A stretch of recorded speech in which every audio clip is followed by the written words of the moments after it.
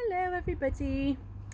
Today's story time is Jack and the Beanstalk.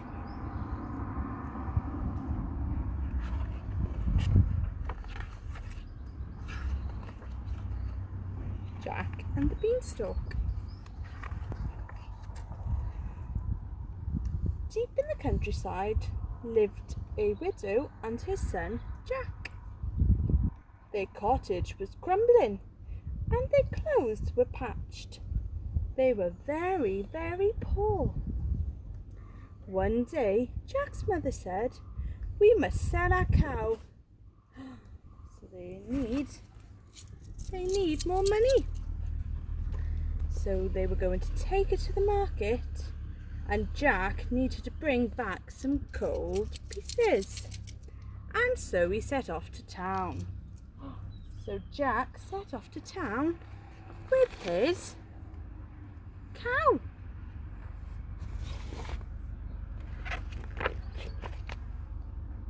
But before Jack had got very far, he met a strange little man. "That's a fine cow," the man said. "I'll swap you some magic beans for the cow." "Magic beans," said Jack. "Are they really magic?" "Magic they are, or chop off my beard and knit it into a jumper," croaked the little man. Magic beans! Jack couldn't wait to tell his mother that he had magic beans, so he ran all the way home.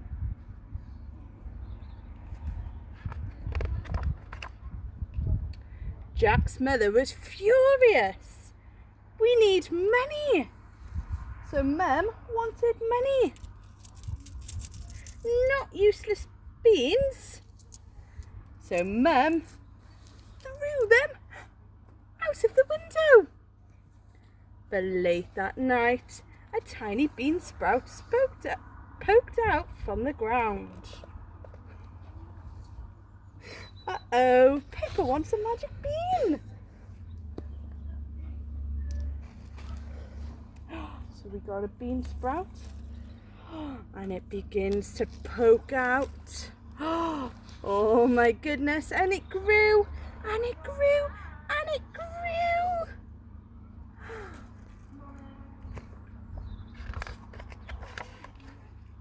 The next morning, the beanstalk stretched high into the sky. So it's very, very, very tall.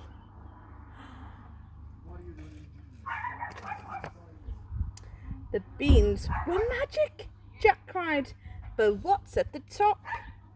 So Jack began to climb up and up and up and up the beanstalk until he reached the top. What's at the top? And at the top there was a magnificent castle. Just then Jack's stomach rumbled. "I must find some breakfast," he thought, and he tapped on the castle door. So he started to go knock, knock, knock. The door creaked open and a huge giantess smiled down. "Hello," Jack shouted up. "Please, do you have any food?" "You poor thing," boomed the giantess. "Come right in, but quickly, before the giant gets up." What a marvellous feast! There was an enormous loaf of bread. There was a big loaf of bread and a giant pot of jam.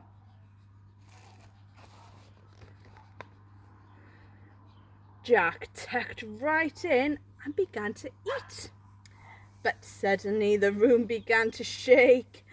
Boom, boom, boom. "Goodness me," cried the giantess.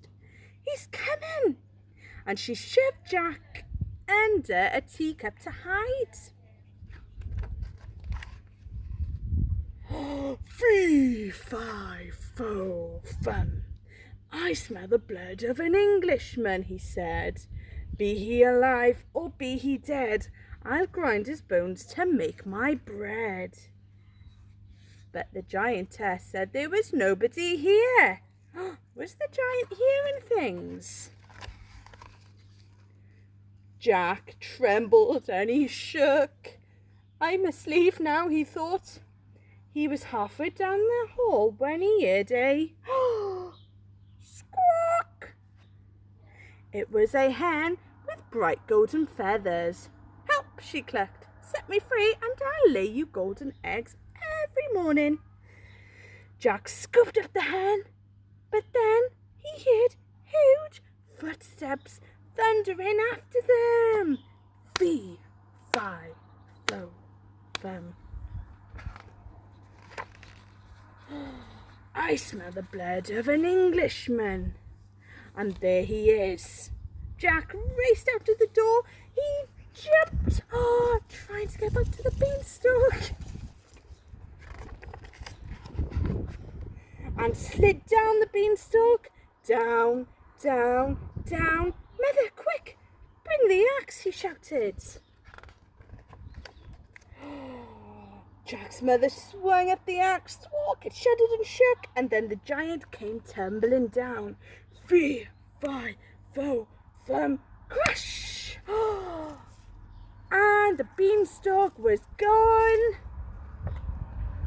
And that was the end of the giant.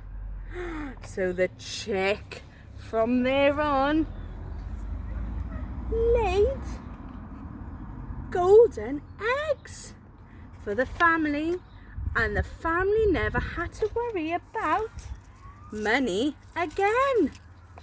And that is the end of Jack and the Beanstalk.